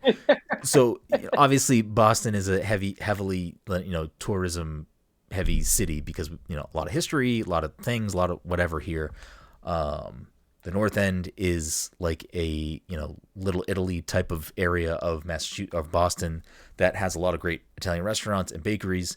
There are 3 main bakeries in the North End, and if you're traveling and referred or looking at a list online of like best place to go, a lot of places are going to push you to Mike's Pastry, which is not bad, but it's, in my opinion, not the best one over there. Or it might push you to Modern Pastry, which those are both on the same street. I believe it's Hanover Street. Both fantastic, not bad, great places. You're going to find probably way super duper long lines to get into those 2 bakeries. But if you go over one more street, I don't know the name of the street that Bova's is on. Just look up BOVA''S Bakery, Bova's Bakery, and you can get the address. Not only is it fantastic and usually not as busy as the other 2 because it's, again, a little tucked away. You got to kind of know about it to know about it. But it is also open 24 hours. So if you want, you know, a little pastry late night action, they also have more than just pastry. They have hand calzones that are fucking delicious, and they hit the spot if you need a late night little snack. But Bova's is fantastic. But as Dom had alluded to, unfortunately, Bova's is going to be closed all next week because Matt Damon and Casey Affleck are filming a movie in the North End. So I would personally recommend that you probably avoid the North End if you're here for PAX, because especially if you have a vehicle and you're still looking for pastry, there is a Mike's Pastry in Somerville. Yes. Is that Assembly? Yeah. Yeah. Yeah, I mean, there's that. There's also, not far from the convention, Chinatown, and in Chinatown there are multiple Asian bakeries that are also very fantastic. Obviously, different style of you know, baked goods, but if you're looking for sweet treats, I would recommend checking that out. There's also Tate Bakery, which is very close to the convention. It's in the Seaport. If you're, again, just looking for pastries and stuff, but unfortunately, Bova's specifically will be closed because they're filming there, which would, my assumption, mean that the North End is going to be just extra busy because they'll be filming a movie there. So those other 2 bakeries will probably be even busier for people looking for Italian pastries. So travel over there at your own discretion. The filming is supposed to be, I believe, from this upcoming Monday until Saturday. So I don't know if that means Bova's will be open on Sunday. So if you want to look into that, you might get lucky if you want late night Saturday night Bova's or Sunday all day Bova's, but I don't know for sure what filming is going to mean for that bakery. So anyways, that brings us to everyone's favorite part of the episode, where it's over. We're at a little game we like to call What's in the Box, or a different game. We always end the episodes with a game. We keep track of the score every year. There's a new leaderboard. But before we get into that, you can, of course, follow everything we do at passthecontroller.io. We do some written content. We have video content. We stream on Twitch. All that stuff can be found there. Or if you want to find us specifically on Twitch, you can go to twitch.tv/passcontroller. You can find us on social media at passcontroller. And, we do a lot of other stuff. So if you're looking for more things, I will happily say someone who I don't know if they've caught anything else from us live before, but they had popped into me streaming Exoprimal earlier in the week, and they were a podcast listener, and they were happy that they were able to catch something live from us because they have never been able to. So we do other stuff. If you're looking to see our ugly mugs, we also put the podcast episodes up on YouTube after. You can search for the Pass Control podcast on YouTube if you want to watch, or if that's where you listen to podcasts, it's also there as a video. So if you have a few bucks kicking around, you want to help support the show, you can do that in a few different ways. You can go to passthecontroller.threadless.com, getting some sick swag. You can go to twitch.tv/passcontroller and subscribe to the channel. Or, I don't know. I feel like I'm forgetting another way to give us money. Oh, patreon.com/passthecontroller, and you can become a patron.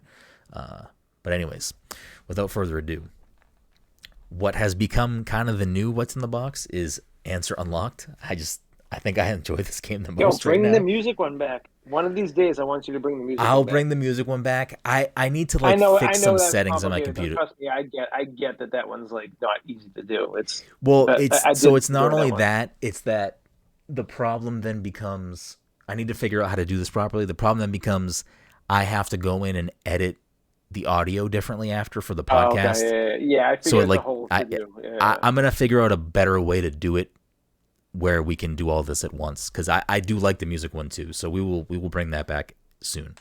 But the leaderboard for 2023 so far has Todd in the lead. I think Todd might have been in the lead all year so far. So 3 months in, Todd's carrying that leaderboard with 19 points. Mike has 13. Dom has 11. Jesse Vitelli, front of the program, has 2 on the guest board. And I have 1 stump.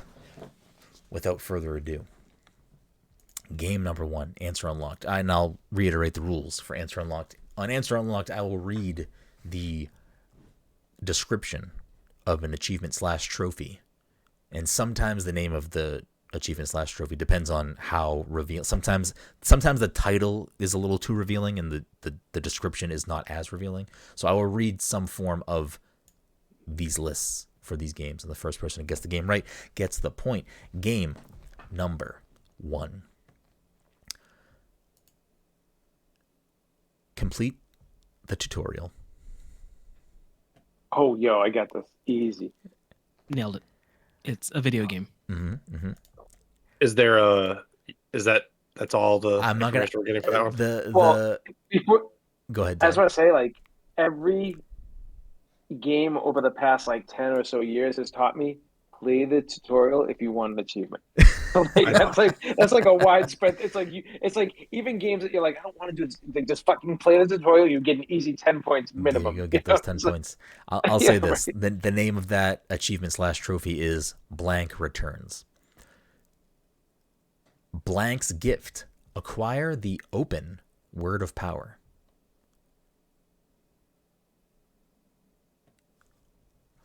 Oh, is this Baba Is You? Incorrect. Wait, is that the words that you just said? That's the actual title. Acquire the open word of power.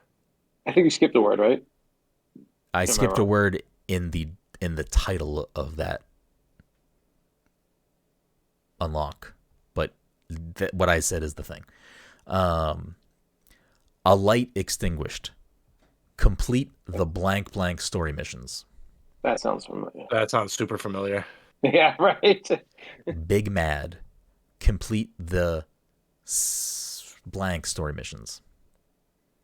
Family is Forever. Complete the blank story missions. Gotham Knights. Incorrect. Oh, that's a great guess though. Hmm. Arkham Knights. Incorrect. I'm gonna skip down a little bit further on this list. I mean, Might Uh, need pockets. Craft a combat item at the item bench. Resident Evil 7. Incorrect. I feel like I gotta slow down right now. I'm like, I know. Brendan's like, I know. I'm hearing all these guesses. I'm like, wait a second. With a box of scraps, craft a blank ability blank in the Oh, forge. Oh, it's Marvel's Avengers. Incorrect. No, I definitely remember that title though because I was like, oh, that's fucking funny. Fully operational. Build every blank upgrade in a single campaign. The Best Girl. Pet blank 15 days in a row. Unrequited love. Pet blank on 4 different days. Extra. Midnight Suns. It is indeed Midnight Suns. Midnight Suns. God damn it. I know. When I read Box of Scraps out loud, I was like, "Oh, that is a funny Oh, title." see, for- you know what got me is the one that pet 15 or the 4 days in a row because I can't find the cat, and I played that game. The cat's like always in a different spot, and like I've pet the other thing, my dog, but like yeah. I went right to Gotham Knights. I should have just fucking kept going with all So the games Yeah, that came out. well, you were both naming threw me off DC with games, that. and then Mike said Marvel's Avengers, and I was trying not to laugh. Well, Well, he said Marvel's Avengers because of the Iron Man fucking Yeah, quote. yeah. Yeah. I feel like I'm the only one who's played that game too, so like I should know I think like a Dom's lot of played. those. Have you started Midnight Suns? I started it, yeah. Yeah. And I Okay. definitely went through the achievements. That's why I like Yeah. would have seen all that stuff. Okay, yeah. Game number 2. Train complete. Complete the train.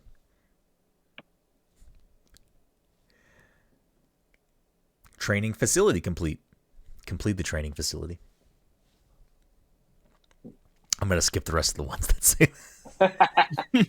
I just wanted I wanted to do it for a little bit. S is for blank. Finish the game with rank S. From 0 to hero. Finish the game on hard difficulty. Fuck, I have like 6 games in my head right now, and I don't want to say anything because I could lead people in the wrong in the right direction. There. That achievement is making me think of From 0 to hero in no time flat. That Hercules, achievement's I making don't me know. think of a game that me and you Yeah. both didn't like that everyone liked. Wait, what happened? What'd you say? I said the last achievement you said is making me think of a game that me and you did not like that everyone liked. We were in the minority on it. We both were like, yeah, it was I'm whatever. not gonna say anything on that. No, in no, either, no, no. in I'll either tell you direction. when. Yeah. Oh, this is a great achievement, but I can't read it, unfortunately. I'll read it after It's someone not gets Devil the May game. Cry 5, right? Incorrect. Okay. Save your prayers. Finish the game without saving.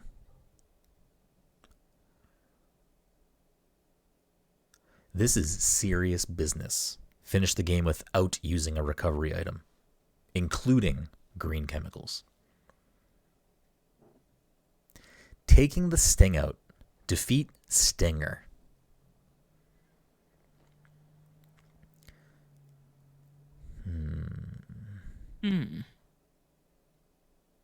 These certainly sound like achievements. That's for Zero sure. in. Defeat an enemy with a critical headshot. Burned alive. Defeat an enemy by burning them. This is a graphic game. I don't like this. Dead ski. Defeat a blank by stomping on them. This is how you recycle. Create a Molotov cocktail.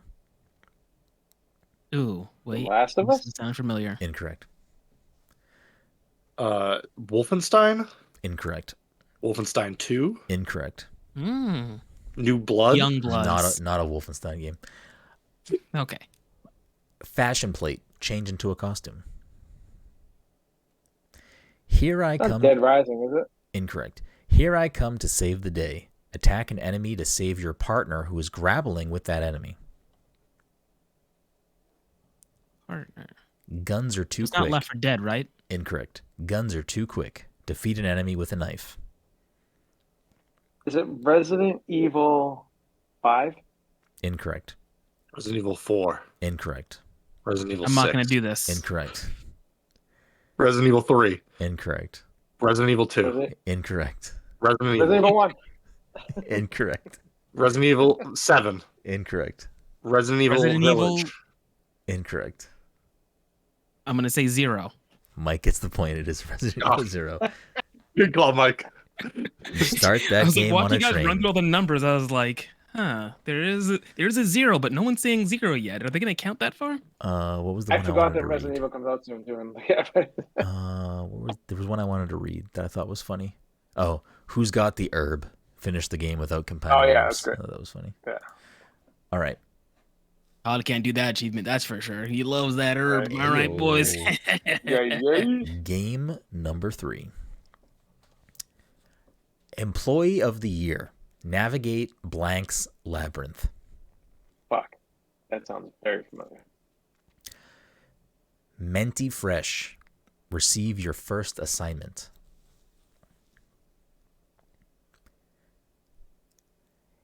Everybody hates socks with sandals. Make a connection in blank's classroom. Know when to fold 'em. Shut down the blank.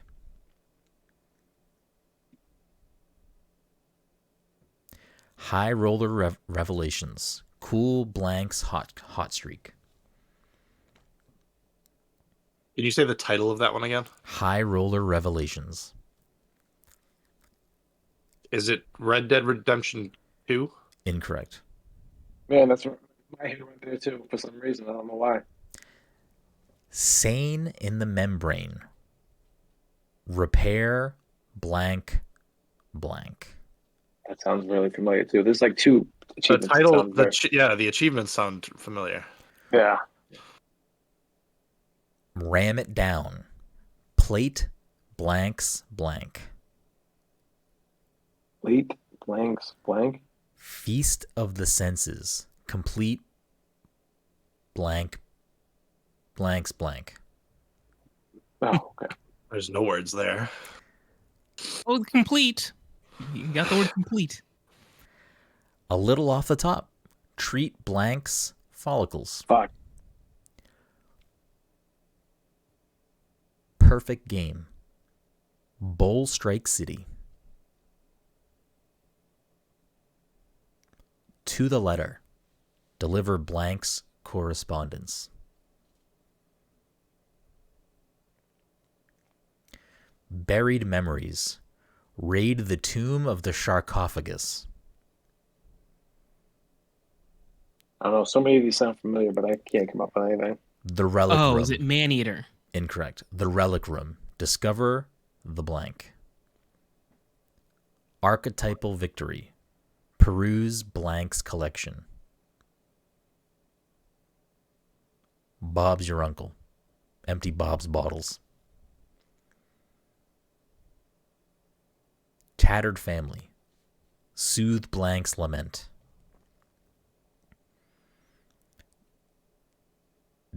Delusionist darkness. Frequent fatherland follies.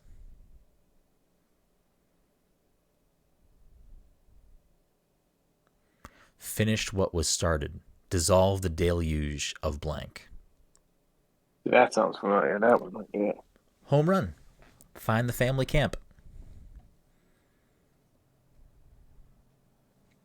Can't read that one.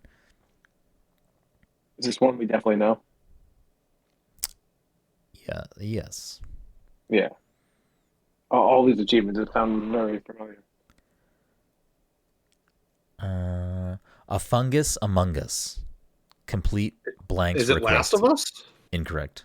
Is it Last of Us 2? Incorrect. Is it the Was that- DLC? Incorrect.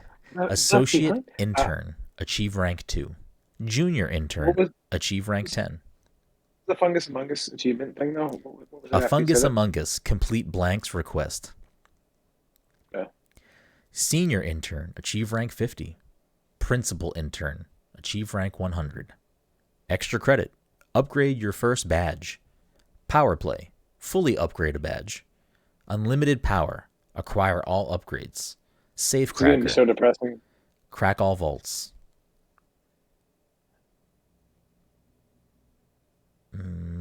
Fig-headed, You go back one. find all figments. What did you want? Safe cracker, No. crack all vaults. Before safe cracker. Unlimited power, acquire all upgrades. You're it. Oh, I can't say that one. Sorry. Is it bully? Incorrect. I thought that's Mike. I don't know why I didn't say that, but that's what I was thinking too. It's not Bioshock Infinite, right? Incorrect. Bioshock 2, Bioshock 1. Not a Bioshock. Pin drop. Okay. Equipped your first pin. Pinhead. Equip 3 pins at once. Geez. Kingpin. I feel like that's Purchase all pins. I can't read that. I can't read that. It's not Red Dead Redemption, right? Incorrect. Shutterbug. I just wanted to make sure that it was yeah. the first game I before didn't it say said that. the second game. Shutterbug. Take a photo with the auto shot. Is it I like Spider-Man? Incorrect. Oh, fine tuning. Tune in to a stray thought. Is it Alan Wake? Incorrect. Is it Psychonauts 2? It is indeed Psychonauts 2. Let's go. Damn, Todd cleaning up this week. Oh wait, no, Mike got Midnight Suns. Mike got one. I got one of them. There we go. That'll end the week with Todd at 21, Mike at 14, and Dom at 11. 700. I got like 700 achievements in that game, and like they all sounded so familiar, but nothing was ringing a bell. I knew it was a game that I had recently played, but I couldn't place it. Wait, you started Psychonauts 2? No, I started Psychonauts, so I must have went through all the achievements for 2. Yeah, and it's a lot of the same characters. That's why I had to omit names. Yeah. Because if anyone recognized the name, it would have given them the game. I don't think I would have recognized the name, even if you told it. Maybe. I don't know. It's been a while since I played it. You know what? I feel like the first game also has a lot of like song lyric or song title achievements. Probably. No, the first game doesn't have achievements. It might have in-game stuff. It doesn't have achievements on Xbox, though. Really? Yeah. But it might have in-game things. Yeah. I started Brutal Legend, which, honestly, if you like Jack Black, you should probably play it. It's very interesting. I always was interested in it. But, I mean, it's on Game Pass. I feel like me and you I feel like we're on each other's toes with achievements this month. Yep. I'm creeping up to your overall number. I'm coming after it. I'm just playing Dead Cells. That's like the last 2 weeks. I know. I keep seeing you on that. I need to after PAX. I will so probably good. buy the DLC. Yeah, I need to play that. I bought every DLC, so it like makes it like a new game. Like yeah. You go a different direction. There's something new. There's new levels, new bosses. I ignored this game since it came out, so it's basically like a new game to me. Yeah, I gotta check it out at some point. But that'll do it for this week's episode. If you are gonna be at PAX, again, would be awesome if you came out to the video game trivia panel that I'm on, or visit any of the panels that any of our friends are on. If you see us at the show, feel free to say hello. Give us money. Give us money. You can just walk up. Us money. Here's $5, man. Yeah. It's another way to support us. Yeah, that is another way to support us. So, but of course, like I said, you can find everything we do at PassController.io on Twitter and Instagram at PassController. You can find me at BGroom. You can find Mike at _MichaelPath. You can find Todd at Toddy_by_nature. You can find Dom at PDC_1little spark. Be safe. We will see you next time.